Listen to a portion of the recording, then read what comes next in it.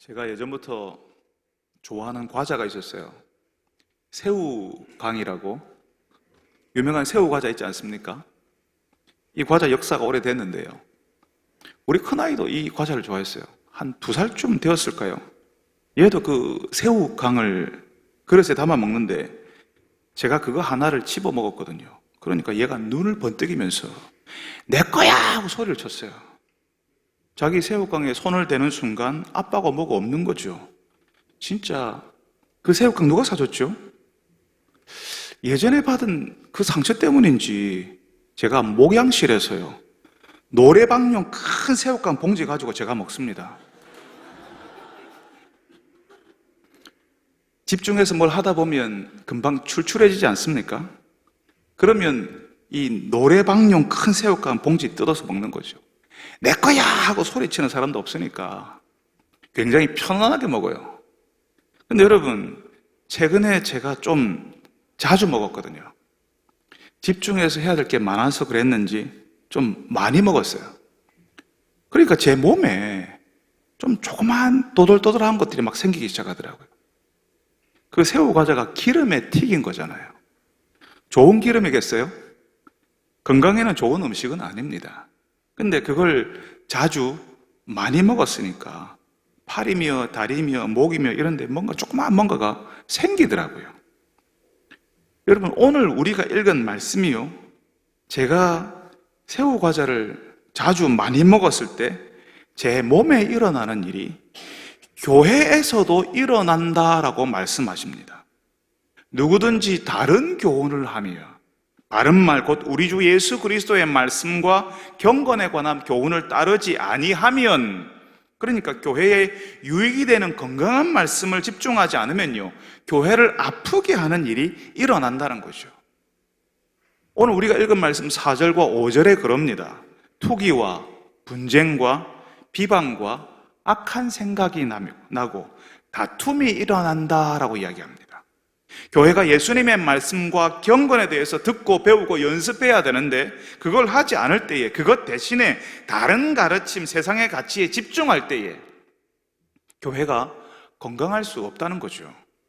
제가 몸에 좋은 것을 안 먹고 기름에 튀긴 것을 집중해서 먹으니까 몸에 자꾸 뭐가 올라오고 생기는 것처럼 어려운 교회, 안 되는 공동체의 전형적인 모습이 나타나는 겁니다. 안 되는 공동체의 전형적인 특징이 뭐냐 하면요, 서로 싸우는 거예요. 마음이 안 맞습니다. 아니, 마음을 맞추고 싶은 생각이 없지요.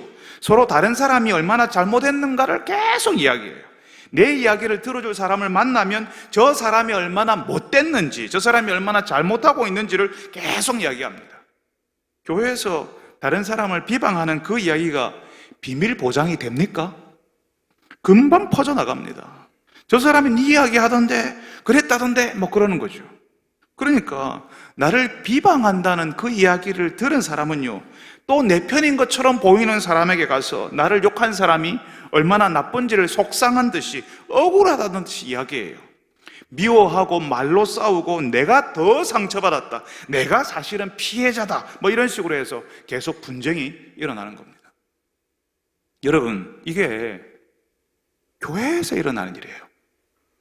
건강하지 못한 교회, 예수님의 말씀과 경건에 관한 가르침을 제대로 받지 못한 공동체에서 너무나도 자연스럽게 일어나는 일입니다. 우리가 보통 밥을 먹을 때요, 건강한 음식을 가려서 먹어요. 지혜로운 부모라면 자신의 자녀들에게 계속 삼시세끼 햄버거 먹이고 하루에 너는 1.5리터 다 채워서 마셔라, 밤에는 라면 먹고, 그리고 과자들 뭐 이렇게 하지는 않을 겁니다. 그렇게 계속 먹으면요, 몸이 어떻게 되겠습니까? 그러면서 운동은 안 해요. 그러면 절대로 건강한 몸이 될 수가 없습니다. 오늘 말씀이 그거잖아요. 교회가 우리 주 예수 그리스도의 말씀과 경건에 대한 가르침을 따르지 아니하면 4절과 5절에서 말하는 그런 일들이 일어난다는 겁니다. 서로 시기하고 싸우고, 서로 내가 옳다고 언쟁이 일어나고, 서로를 향해서 비방하는 말이 난무하고, 결국에는 같이 있을 수 없어서 분열이 일어난다는 겁니다. 여러분, 오늘 말씀에 예수 그리스도의 말씀과 경건에 관한 교훈을 따른다라는, 그 따른다는 말을 우리는 귀담아 들어야 됩니다. 이 따른다는 말이요, 거기에 딱 붙어 있어서 집중한다는 말이에요. 딱 붙어서 집중한다고요. 예수님의 말씀과 경건에 대해서 껌딱지처럼 딱 붙어 있지 않으면, 거기에 집중하지 않으면 서로 시기하고 비방하고 다툰다는 말이죠. 그런데 예수님의 말씀과 경건에 껌딱지처럼 딱 붙어서 말씀을 배우고 그 말씀대로 사는 경건을 연습하면요, 방금 말씀드렸던 그런 시기와 분쟁과 비방이 사라지기 시작한다는 겁니다. 제 몸에 왜 그런 조그마한 것들이 피부 위로 튀어 올랐겠습니까? 뭘 잘못 먹었기 때문에, 아니면 몸에 안 좋은 걸 계속 먹어서 생기는 거죠. 이게 오래되지 않았으면요, 심각하지 않으면요, 몸에 나쁜 것을 끊어버리고 대신 좋은 걸 먹고 운동을 하면 금방 몸이 달라집니다. 좋아지기 시작하는 거죠. 지금 하나님께서 그 말씀을 하시는 겁니다. 예수 그리스도의 말씀을 듣고 그 말씀을 따라서 경건의 연습을 하면 공동체가 달라진다는 겁니다. 그런데 많은 분들이요, 심지어는 이단들, 거짓 교사들도요, 자신들이 말씀을 가르치고 배우고 있다라고 이야기해요. 우리는 말씀을 가르쳐, 우리는 말씀 아니면 우리는 하지 않아, 뭐 이렇게 이야기해요. 오늘 말씀에서는 우리 주 예수 그리스도의 말씀과 경건에 관한 교훈을 따르지 아니하면 이라고 하거든요. 예수님의 말씀과 그 다음에 경건에 관한 교훈을 따라야 한다, 거기에 껌딱지처럼 붙어 있어야 한다, 이렇게 말씀하십니다. 그런데 많은 분들이 예수님의 말씀에 대해서는 알고 있는데 이 경건에 대해서는 별로 관심을 가지지 않아요. 경건은 기도, 예배, 말씀의 묵상, 이런 것만 말하는 것이 아닌데, 예수님을 믿는 사람들이 살아야 하는 모든 일상, 습관, 생활을 말하는 거거든요. 그런데 교회에서도요, 그 일상에 대해서, 우리가 가져야 될 습관에 대해서, 그 생활에 대해서 알려주지 않았던 거예요. 여러분, 이단들, 거짓 교사들, 잘못된 가르침의 특징이요, 우리가 예수 믿는 사람으로 살아야 된 일상을 우습게 여깁니다. 학교 가지 말고, 직장 생활도 열심히 하지 말고, 곧 말세가 오니까 자신의 단체, 자신의 교리에 집중하라고 가르칩니다. 필요하다면 배우자하고 이혼하라고, 아이도 낳지 말라고, 있는 아이들은 다른 데 맡기고 그냥 자기를 모임에 집중하라고, 그걸 하나님이 기뻐하신다고 가르쳐요. 보통 교회에서 하나님 앞에서 열심히 하려고 하는 분들이 계시지 않습니까? 열심히 해서 하나님을 감동시키고 싶은 분들이 계세요. 그런 분들이 이런 거짓 가르침에요, 탁 넘어가 버리는 겁니다. 다른 거 하지 말고 여기에다만 몰두하라고 하니까, 열심히 하라고 하니까 이게 그럴듯하거든요. 그런 이단 거짓 가르침에 누가 빠지냐 하면 열심히 하려고 하는 사람이 빠집니다. 신앙에 관심 없는 사람 거기 안 넘어갑니다. 관심이 없거든, 처음부터. 근데 신앙에 관심이 있을 뿐 아니라 열심히 하는 사람이 거기에 넘어갑니다. 열심히 하면 된다고 하니까, 가정과 직장도 다 내려놓고 여기에 집중하라고 하니까 그게 내 정서하고 딱 맞아 떨어지거든요. 열심히 하는 내 정서하고 맞아 떨어지거든요. 선교단체를 우리가 조심해야 되는 이유가 여기에 있습니다. 많은 사람들이 왜 선교단체를 좋아하냐 하면요, 교회에서는 그렇게 열심을 내는 사람들이 잘 안 보이는데 선교단체 가보니까 다 열심히 하거든요. 한 목적을 가지고 만났잖아요. 그러니까 뭔가 통하는 게 많아요. 같이 기도하고 찬양하고 예배를 드리면요, 정말 뜨겁고요, 그래서 하나님이 여기에만 계신 것 같은 그런 느낌이 들 수 있어요. 그래서요, 교회보다는 선교단체에 집중하게 되고요, 선교단체에서 하라는 대로 합니다. 그 선교단체가 교회하고 협력하면 참 좋겠는데, 어떤 선교단체는 교회를 비방하고 자신이 교회보다 더 우월하다는 것을 드러내고 싶어 하거든요. 선교단체는 하나만 하잖아요. 하나만. 선교. 그러니까 교회보다 나아 보이고 괜찮아 보이는 거예요. 이단들이 그러거든요. 딱 하나만 해요. 교회 다니는 사람들까지 다 자기의 단체로 끌어들이려고 온갖 열심을 내지 않습니까? 그것만 딱 하거든요. 작년인지 재작년인지요, 신천지에서 목양실 4방까지 찾아왔어요. 단임 목사도 데리고 가려고. 사람들 눈에는 이단들이 잘하는 거 그거 하나만 보이니까 교회보다 이단이 더 잘하는 것처럼 나아 보이는 거죠. 교회는 무능하고 열심도 없고, 그런데 이단은 열심히 하고 함께 모이면 에너지가 있고 뭔가 통하는 것 같고 한번 집회하면 3시간, 4시간씩 해버리고 교회는 뭐 사람들이 주리를 트는데 이단에서는 뭔가 있다라고 생각하는 거죠. 그래서 거기에 빠지는 거예요. 그런데 그런 이단은요, 하나님의 말씀을 적용해서 살아내는 경건에 관심이 없어요. 자칫하면 선교단체가요, 교회가 하려고 하는 그 경건을 우습게 여기고 교회가 요즘 선교 안 한다고, 전도 안 한다고 함부로 말할 수 있습니다. 그런데 여러분, 하나님께서 알려주시는 것은요, 건강한 공동체가 되려면 예수 그리스도의 말씀과 경건에 관한 교훈을 따라야 한다는 거죠. 예수님이 그걸 분명하게 가르쳐 주셨어요. 예수님께서 제자들 중에 베드로, 야고보, 요한 3사람만 데리고 기도하러 산에 올라가신 적이 있었거든요. 근데 거기서 예수님이 변화하시는 것을 제자들이 봤어요.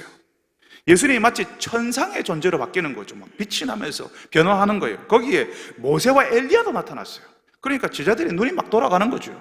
그때 베드로가, 주님, 우리가 여기 있는 게 너무 좋습니다. 여기에 초막셋을 지어서 하나는 주님을 위해서, 하나는 모세를 위해서, 하나는 엘리야를 위해서 하겠습니다. 뭐 그러는 거예요. 그 영적인 광경, 그 영광스러운 모습에 거기에 계속 머무르고 있고 싶은 거죠. 근데 예수님께서는 야속하게도 제자들 데리고 산에서 내려오셨어요. 우리가 예배를 드리면서, 기도원에 기도하러 가면서, 어디 특별한 집회에 참여하면서 뭘 기대하냐 하면 베드로가 봤던 그 영광스러운 모습을 보고 계속 거기에 머무르고 싶은 거예요. 근데 예수님의 관심은 우리가 일상으로 돌아가는 겁니다. 우리는 예수님이 계신다고 하는 저 천상에, 저 위에, 저 하늘 어딘가에 있는 거기에 가고 싶고 거기에 머무르고 싶은데 예수님은 어떻게 하셨어요? 인간의 몸으로 우리에게 이 땅에 오셨던 거죠. 하나님이 사람이 되셔서 우리의 일상, 우리의 생활 속으로 들어오셨다고요. 예수님이 목수셨잖아요. 목수라고 했지만 사실은 나무도 돌도 다 다루는 건설 노동자로 사셨을 겁니다. 우리와 같은 사람이 되셔서 사람들과 같이 밥 먹고 이야기하고 사람들의 아픔에 귀를 기울이시고 고쳐주시고, 그래서 그 사람들의 일상으로 돌아갈 수 있도록 해주신다고요. 우리를 새롭게 하셔서 우리의 일상이, 우리의 생활이 새로워지기를 원하시는 겁니다. 우리의 구원이 우리의 영혼만 구하는 것이 아니라 우리의 일상, 우리의 생활에까지 확산되기를 원하시는 거죠. 그게 경건이에요. 예수님의 구원은 이 세상을 회피하거나 부정하는 것이 아니라 이 세상에 대한 책임입니다. 무너지고 비틀어진 세상, 무너진 가정, 무너진 인격, 무너진 결혼, 무너진 관계를 예수님이 주시는 구원으로 바로 잡는 거예요. 그렇게 하는 것이 경건이라고요. 척추가 심하게 휘어져 버린 척추 측만증 환자는요, 바로 앉으면 아파요. 똑바로 앉으면 아파요. 똑바로 앉아야 하잖아요. 그게 원래 편한 건데 허리가 휘어져 버려 있으니까요, 바로 앉는 게 아파요. 그걸 바로 잡는 게 아파요. 걷는 것도 힘들어져요. 휘어지거나 튀어나온 뼈가요, 신경을 건드리니까 두통에다가 다리가 저려서요, 걷지를 못하는 거죠. 그걸 바로 잡아야 두통도 사라지고 다리 저리는 것도 없어져서 걸을 수 있는데 그걸 바로 잡으려면 아프고요. 그래서 수술도 하고 교정기를 하고 그렇게 시간을 보내는 거죠. 그런데 이단들이나 거짓 가르침을 전하는 사람들이 무슨 이야기를 하냐면 기도 한번 하면 나을 수 있다는 거예요. 하나님의 회복에는 아픔도 어려움도 없다고 하는 거죠. 아닙니다. 우리가 좋아지려고 하면 아픔도 있고 어려움도 있습니다. 좋아지기 위해서 아픈 거예요. 좋아지기 위해서 경건의 연습, 훈련이 필요한 겁니다.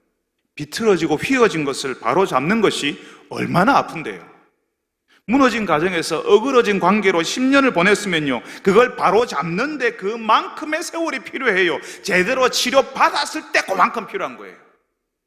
이단들이나 거짓 교사들이요, 예수님이 우리에게 가지고 온 구원을요, 굉장히 조그만 거로 만들어버려요. 가정, 일터, 이 세상의 다스림, 국제관계, 이 모든 것에 하나님의 구원이 흘러가야 되잖아요. 그런데 무조건 전도하러 나가라 하고 그거나 열심히 하라고 해요. 여러분, 이단들 보세요. 얼마나 열심히 전도하는지 여러분 보시죠. 그러면 하나님께서 다 책임지시니까 가정을 그만 돌보고 우리 모임에 더 집중하라고, 전도하러 다니라고요. 아닙니다. 하나님이 남편과 아내 그리고 아빠와 엄마를 그 가정을 돌보는 사람으로 세우셨는데 그 두 사람이 가정을 안 돌보면 도대체 누가 가정을 돌봅니까?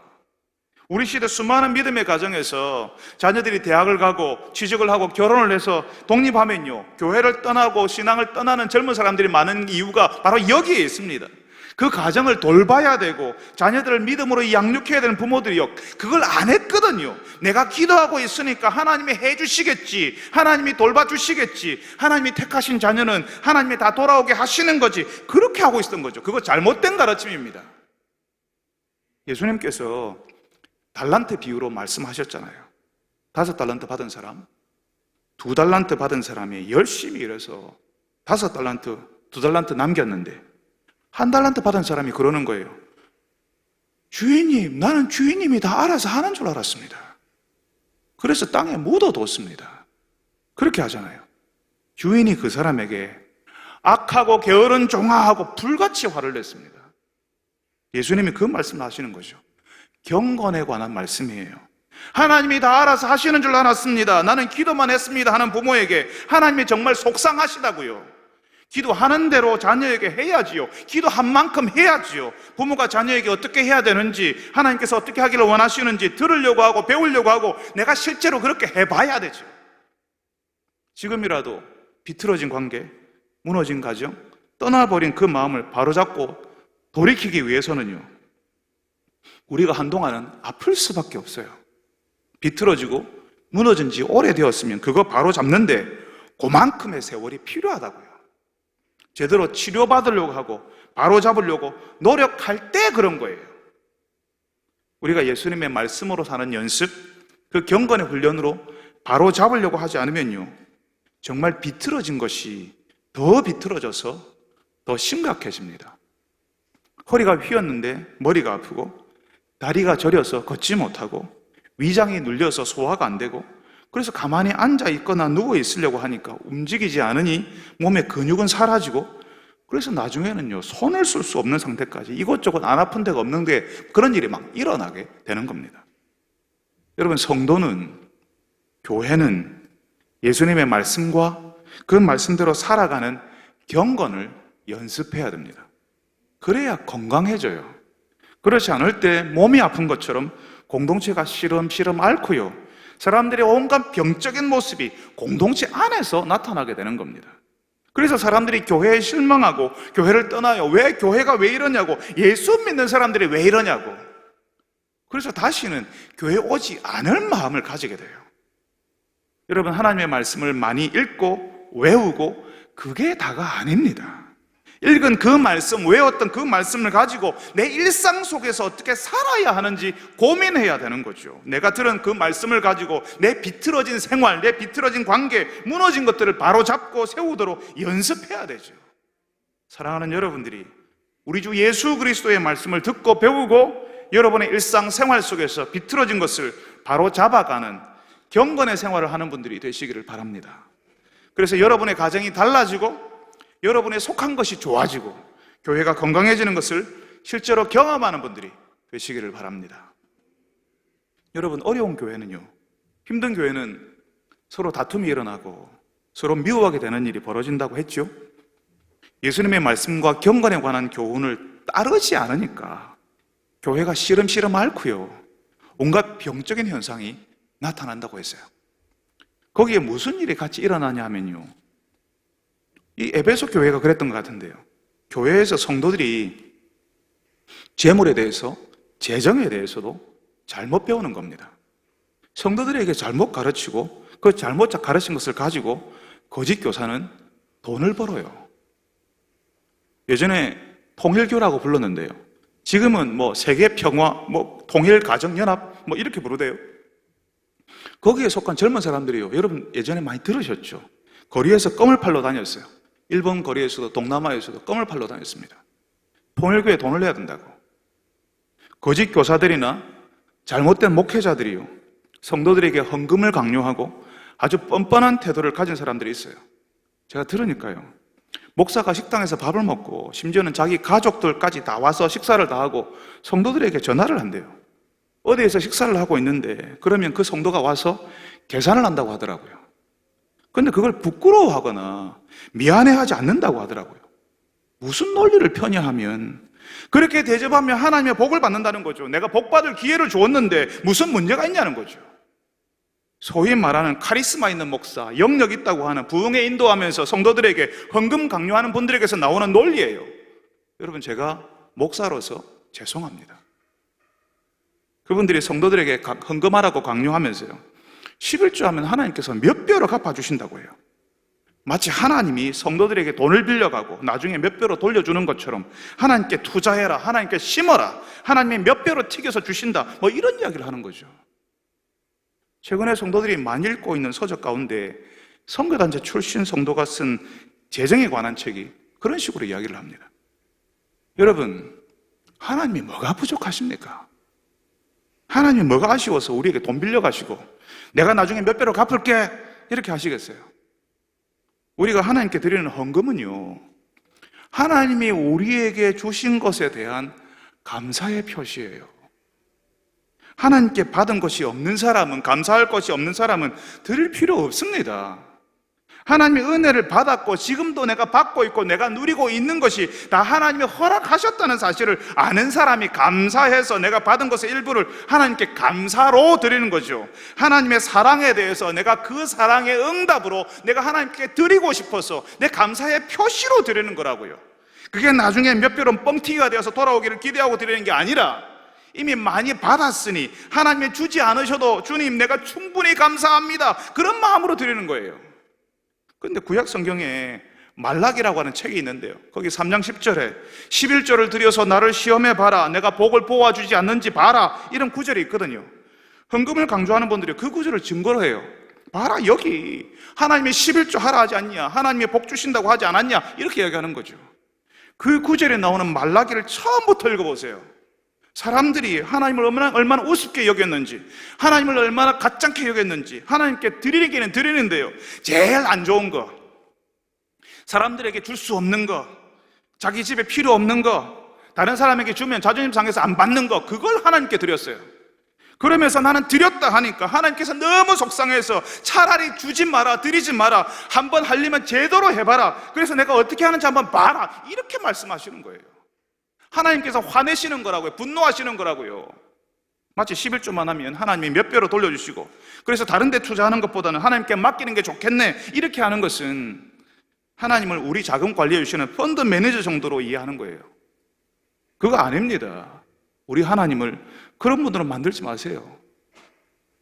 하나님께 드리기만 하면 돌려준다니까. 사업장에서 아랫사람에게 줘야 될 돈 제대로 주지 않고, 그렇지만 교회 헌금은 하고, 그래서 하나님의 복을 받으려고 하는 사람에 대해서 하나님께서는 분노하셨습니다.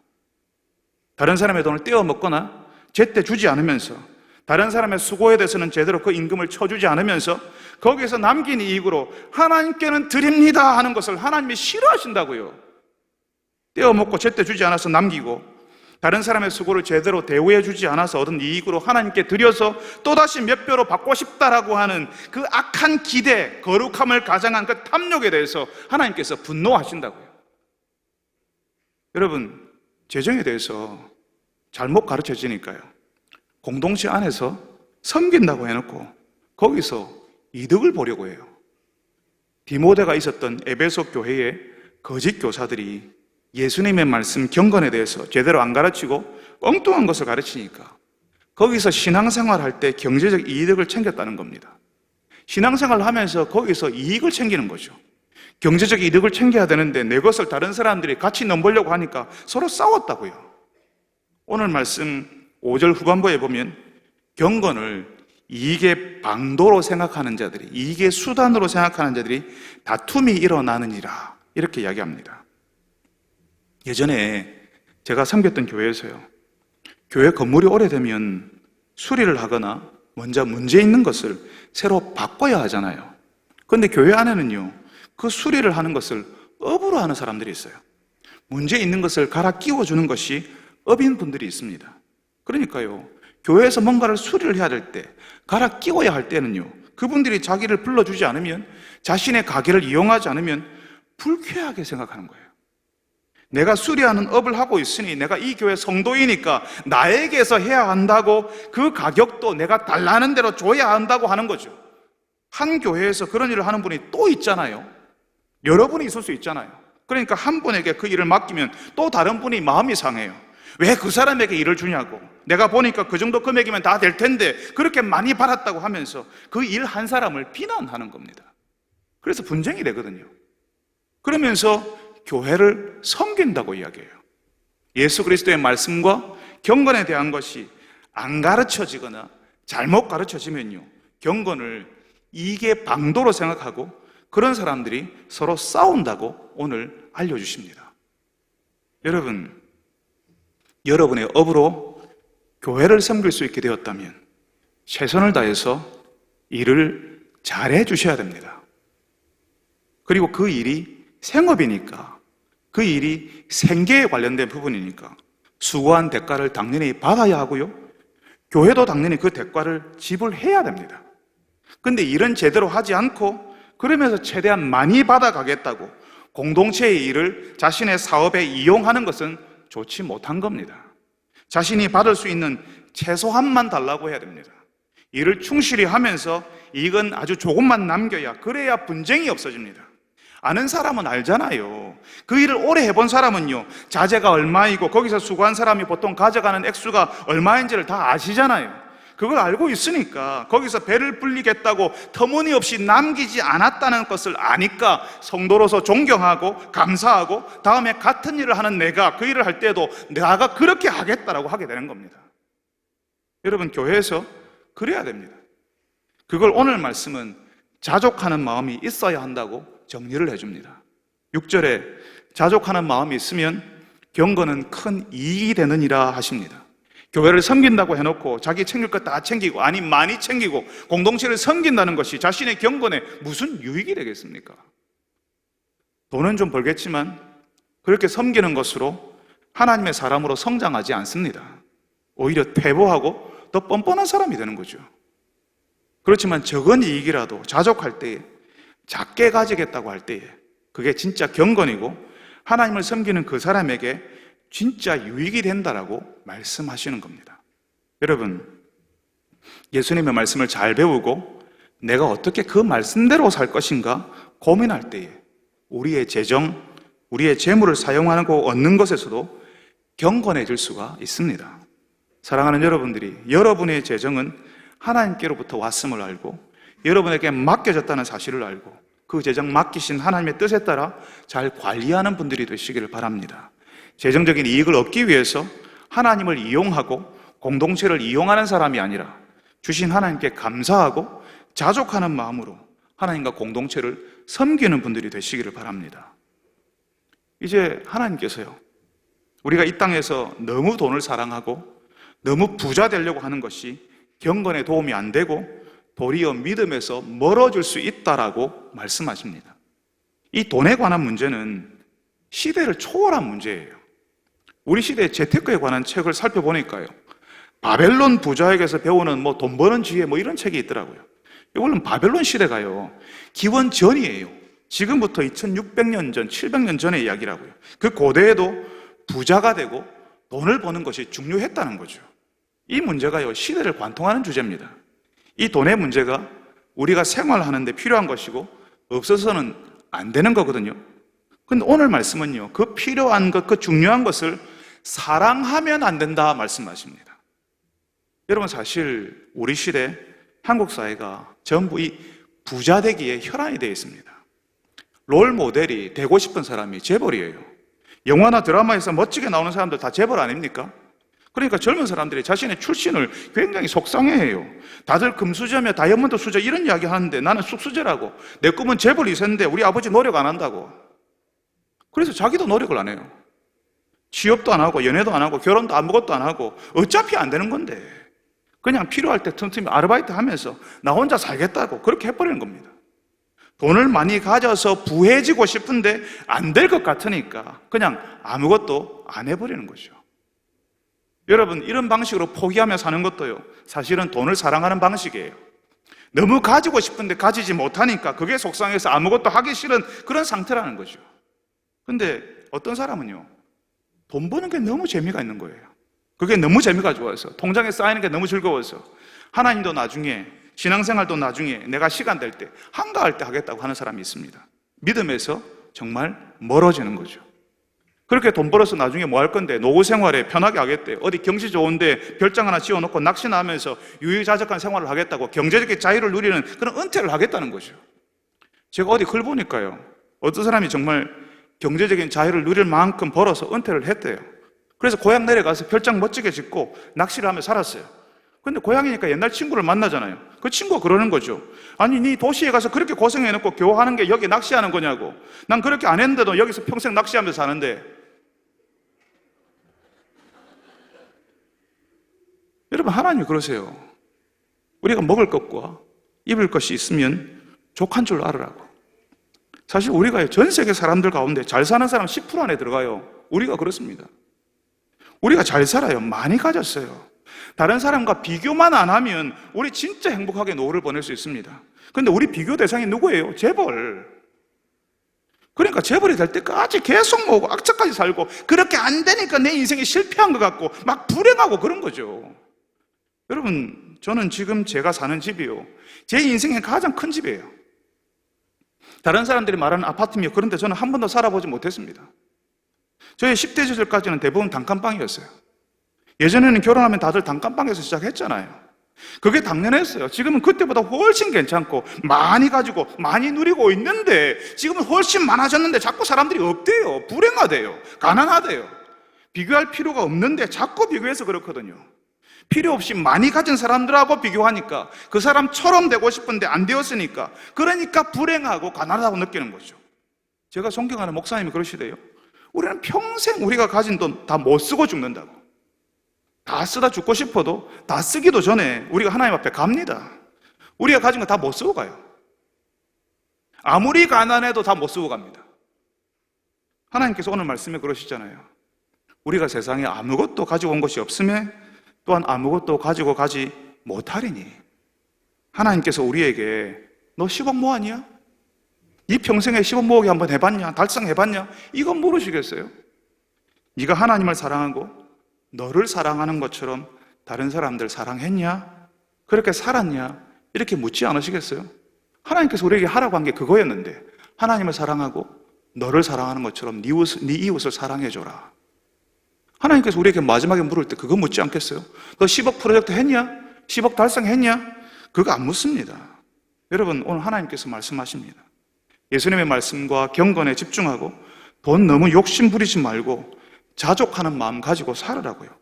돈을 사랑하는 대신에 하나님 사랑하고 사람들 사랑하면서 살으라고요. 사랑하는 여러분들이 오늘도 우리를 살게 하시고 공급하시는 하나님을 믿고 하나님 사랑하고 사람들을 사랑하는 분들이 되시기를 바랍니다. 예수님의 말씀과 경건이 여러분의 재정, 여러분의 돈을 대하는 자세와 태도도에 영향을 줘서 여러분이 받은 구원이 여러분의 생활 깊은 곳까지 흘러 들어가게 되기를 간절히 바랍니다. 거룩하신 아버지 하나님, 우리가 한 공동체 안에서 어떻게 하나님을 섬겨야 되는지, 신앙생활을 해야 되는지, 어떻게 교회 생활을 해야 되는지 주님 구체적으로 실제로 알려주셔서 감사합니다. 우리가 하나님의 말씀, 예수님의 말씀, 그 교훈, 경건의 교훈을 따르지 않을 때 껌딱지처럼 붙어서 거기에 집중하지 않으면 하나님의 공동체가 어떻게 그 병적인 일들이 일어날 수 있는지를 가르쳐 주시고 경고해 주셔서 감사합니다. 주님, 저희들이 깨어서 주의 말씀을 듣고 그 말씀대로 살아보는 경건의 훈련을 해내는 저희들이 되게 하여 주옵소서. 예수님의 이름으로 기도합니다.